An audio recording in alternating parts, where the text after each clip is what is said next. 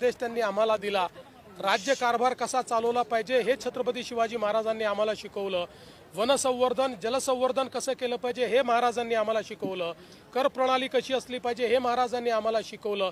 यासोबत सुरक्षा कशी ठेवली पाहिजे, समुद्री सुरक्षा कशी ठेवली पाहिजे हे महाराजांनी आम्हाला शिकवलं। आणि या सगळ्या आज्ञावलींचं पालन करत असताना पहिल्यांदा मराठी भाषेला राजभाषेचा दर्जा हा छत्रपती शिवाजी महाराजांनी दिला आणि फारसी भाषेचे शब्द वगळून सगळ्या आज्ञावली मराठी भाषेत करण्याचं काम छत्रपती शिवाजी महाराजांनी आम्हाला दिलं। आणि म्हणून हे आत्मतेज आणि आत्मभान घेऊन छत्रपती शिवाजी महाराजांचे मावळे म्हणूनच आम्ही या ठिकाणी राज्यकारभार करतो।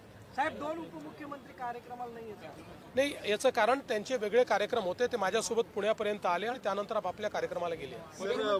सध्या छावा सिनेमाचा फार जोर दिसतोय, मागणी होते की हा सिनेमा टॅक्स फ्री करावा।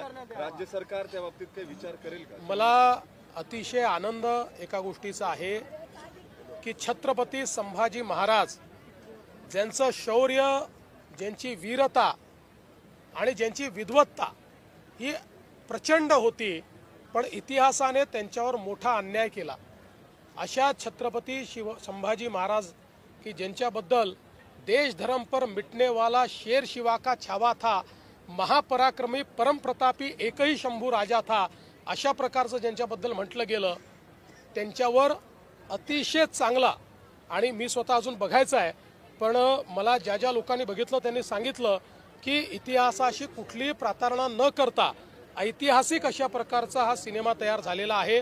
त्याबद्दल पहिल्यांदा मी सिनेमाचे निर्माते, सिनेमाचे निर्देशक आणि त्यातले प्रमुख ज्यांनी रोल केला ते विकी कौशल यांचं मनापासून अभिनंदन करतो। मोठ्या प्रमाणात ही मागणी होते की हा सिनेमा टॅक्स फ्री करा, पण मी आपल्या माध्यमातून महाराष्ट्रातल्या जनतेला सांगू इच्छितो की इतर राज्य ज्यावेळेस टॅक्स फ्री करतात त्यावेळेस जो करमणूक कर आहे तो एंटरटेनमेंट टॅक्स त्या ठिकाणी माफ करत असतात।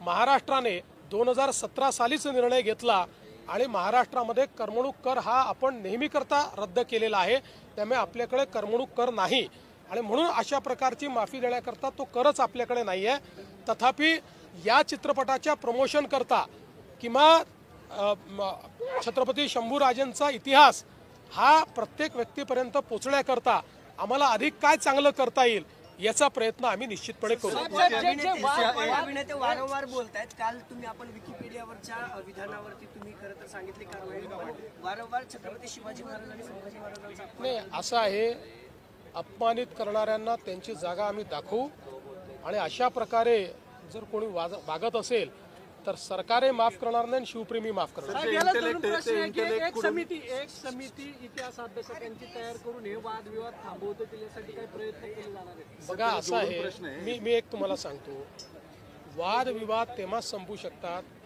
ज्यावेळी त्याला राजकीय किनार नसतात। ज्याला राजकीय किनार असते ते वादविवाद कधीच संपू शकत नाहीत।